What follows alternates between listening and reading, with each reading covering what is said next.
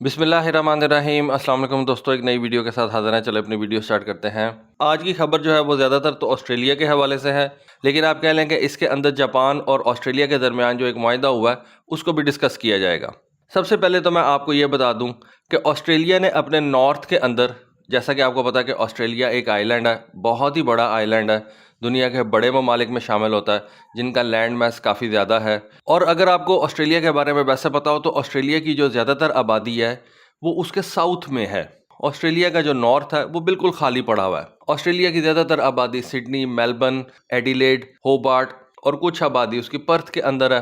Canberra Australia का capital city है, तो ऑस्ट्रेलिया की ज़्यादातर आबादी उसके साउथ ईस्ट में है।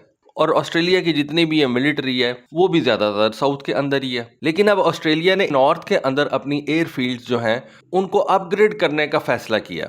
ना सिर्फ फैसला किया बल्कि उनकी अपग्रेडेशन के लिए बजट भी मुख्तस कर दिया। और इसकी क्या रीज़न है? डेफिनेटली इसकी रीज़न यही है कि ऑस्ट्रेलिया अपने नॉर्थ के अंदर अपनी मिलिट्री और मैरीटाइम अप्रोच के लिए प्रेजेंस जो है वो रखना चाहता है। ऑस्ट्रेलिया के नॉर्थ में रॉयल ऑस्ट्रेलियन एयरफोर्स के पास दो मेन बेसिस हैं। एक बेस डार्विन सिटी के अंदर है। ये बिल्कुल ऐसे ही है कि डार्विन सिटी के अंदर एक एयरपोर्ट है, एयरपोर्ट के साथ ही एयरबेस है। उस एयरबेस को ऑस्ट्रेलिया ने इम्प्रूव करने के लिए तकरीबन $130 मिलियन का बजट जो है वो मुख्तस कर दिया है और इस एयरबेस के ऊपर काम शुरू कर दिया गया है। और ये काम 2024 तक जो है वो चलता रहेगा, जिसके अंदर रनवे को बेहतर बनाया जाएगा, उसकी रीसर्फिसिंग की जाएगी और मुख्तलिफ किस्म की फैसिलिटीज़ उस एयरबेस के ऊपर जो है वो रखी जाएंगी। डेफिनेटली नज़र आता है कि ऑस्ट्रेलिया नॉर्थ के अंदर फोर्टिफिकेशन कर रहा है। जैसे कि मैंने कहा कि ऑस्ट्रेलिया बहुत ही बड़ा मुल्क है और पैसिफिक के अंदर उसका जो मेन हिस्सा है वो नॉर्थ से लगता है। और इस वक्त गेम जो चल रही है वो चल ही पैसिफिक के अंदर रही है। तो अपनी नॉर्दर्न टेरिटरी को पैसिफिक के अंदर इन्फ्लुएंस के लिए इस्तेमाल करने के लिए ऑस्ट्रेलिया अब अपने नॉर्दर्न एयर बेसिस को बेहतर बना रहा है। एक और एयर बेस है नॉर्थ के अंदर, उसको टिंडल एयरफोर्स बेस कहा जाता है। टिंडल एयरफोर्स बेस को भी ऑस्ट्रेलिया जो है वो मॉडर्नाइज और बेहतर बना रहा है। डार्विन एयर बेस के साथ तो ऑस्ट्रेलिया का एक सिविलियन एयरपोर्ट भी है, जहाँ से सिविलियन ट्रैफिक जो है वो आती जाती है। उसके साथ ही उनकी एक मिलिट्री बेस है। तो दोनों पर्पसेस के लिए ये फैसिलिटी जो है वो इस्तेमाल हो जाती है।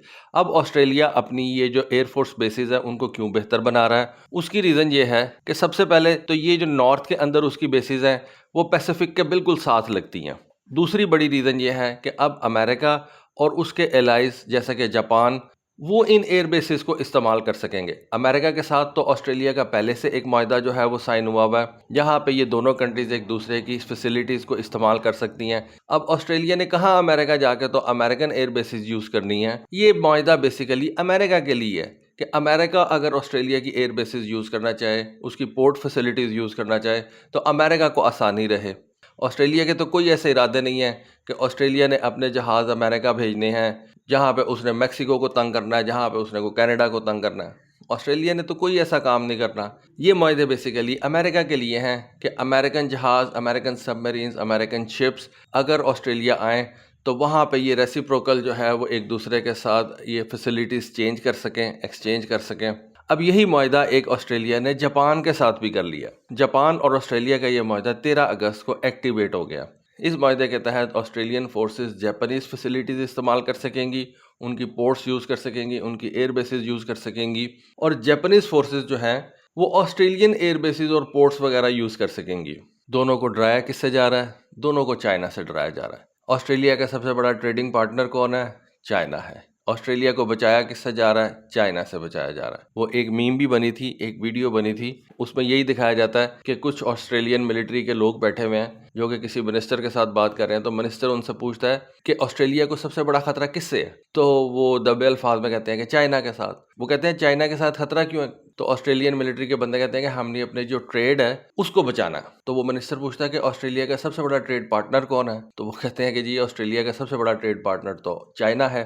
तो वो कहता है तो इट मीन्स कि हम अपनी ट्रेड जो कि सबसे ज़्यादा चाइना के साथ करते हैं उसको सेव करेंगे चाइना से। तो मतलब कितनी अब्सर्ड बात है, लेकिन बस जब अकल पे पर्दा पड़ जाए तो फिर ऐसे ही होता है।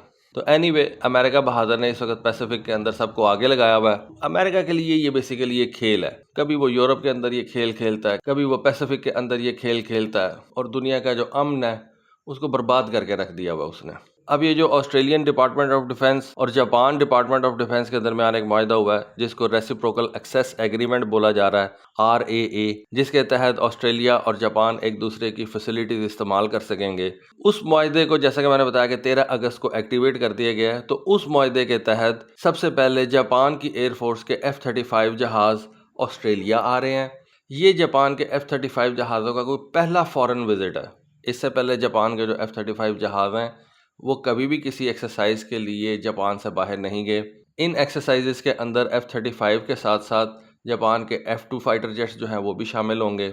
जापान के 5 F-2 फाइटर जेट्स ऑस्ट्रेलिया आ रहे हैं अलॉन्ग विद F-35। टोटल ये 9 जहाज ऑस्ट्रेलिया आ रहे हैं जिनमें से 4 F-35 हैं और 5 जो हैं वो F-2 फाइटर जेट्स हैं। 2 वीक का ये डिप्लॉयमेंट होगी। इस डिप्लॉयमेंट के लिए सबसे पहले जापानीज जहाज जो हैं वो गुआम जाएंगे, वहाँ से रिफ्यूल वगैरह होंगे, पायलट्स रेस्ट वगैरह करेंगे।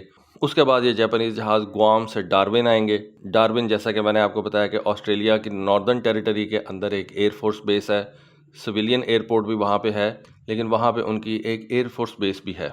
इस पूरे कंटिंजेंट के अंदर फाइटर जेट्स के साथ साथ एक KC-767 टैंकर होगा, C-130 हरकुलिस जहाज़ होंगे और 2 कावासाकी C-2 एयरलिफ्टर्स होंगे। ये जो C-2 एयरलिफ्टर्स हैं ये कावासाकी कंपनी ने जापान के अंदर ही तैयार किए हुए हैं। ये F-35 का स्पोर्ट इक्विपमेंट और स्पोर्ट स्टाफ जो है वो लेके पहुंचेंगे। ये एक्सरसाइज 21 अगस्त को स्टार्ट होगी और 2 सितंबर तक जारी रहेगी। अभी पिछले साल ही 2022 के अंदर जापान ने अपने F-2 फाइटर जेट्स जो हैं वो ऑस्ट्रेलिया भेजे थे। वहाँ पे बेसिकली उन्होंने एक pitch black air combat multinational exercise के अंदर हिस्सा लिया था। अब कुछ ही महीनों के बाद F-35 जहाज़ भी ऑस्ट्रेलिया आ रहे हैं, F-2 जहाज़ भी ऑस्ट्रेलिया आ रहे हैं। अब जैसा कि मैंने बताया कि इस मुआहदे को रेसिप्रोकल एक्सेस एग्रीमेंट बोला जा रहा है। तो इस रेसिप्रोकल एक्सेस एग्रीमेंट के तहत इसी साल सितंबर के अंदर ऑस्ट्रेलियन F-35 जहाज़ भी जापान जाएंगे। फिर इसी साल दिसंबर 2024 में ऑस्ट्रेलिया और जापान के दरमियान एक आर्मी की लैंड वॉरफेयर एक्सरसाइज भी कंडक्ट की जा रही है, जिसके अंदर ऑस्ट्रेलिया के तकरीबन 150 पर्सनल जो हैं वो जापान जाके इस एक्सरसाइज में हिस्सा लेंगे। तो दोनों कंट्रीज़ एक दूसरे के साथ एक्सटेंसिव एक्सरसाइजेज जो है वो करने जा रही हैं, जिनके अंदर एयरफोर्स की एक्सरसाइजेज भी हैं, आर्मी की भी हैं। आने वाले दिनों में नेवी की भी एक्सरसाइजेज जो हैं ये कंडक्ट करेंगे, क्योंकि पैसिफिक के अंदर जो सबसे बड़ी कार्रवाइयाँ हैं वो नेवी की तरफ से ही आपके सामने आएंगी। अमेरिका के बाद जापान की तरफ से ये पहला कोई एग्रीमेंट है जो उसने किसी कंट्री के साथ किया है, जिसमें जापान की फोर्सेस उस कंट्री में जाके एक्सरसाइजेज में हिस्सा लेंगी और ऑस्ट्रेलियन फोर्सेस अपना इक्विपमेंट लेके जापान के अंदर जो है वो एक्सरसाइजेज वगैरह कर सकेगी। इससे पहले जापान का ये एग्रीमेंट सिर्फ अमेरिका के साथ था। तो ऑस्ट्रेलिया बहुत ज़्यादा हद तक इस वक्त अपने आप को जो है वो मसरूफ़ कर रहा है, चाइना के ख़िलाफ़ अपनी एक्टिविटीज़ को बढ़ा रहा है। तो देखें ये सारी चीज़ें किस तरफ को जाती हैं। तो दोस्तों ये थी आज की वीडियो, ये थी आज की इन्फॉर्मेशन। होपफुली आपको आज की वीडियो, आज की इन्फॉर्मेशन पसंद आई होगी। कमेंट सेक्शन में अपनी राय से ज़रूर आगाह कीजिएगा। आज के लिए बस इतना ही। Thank you. अल्लाह हाफ़िज़।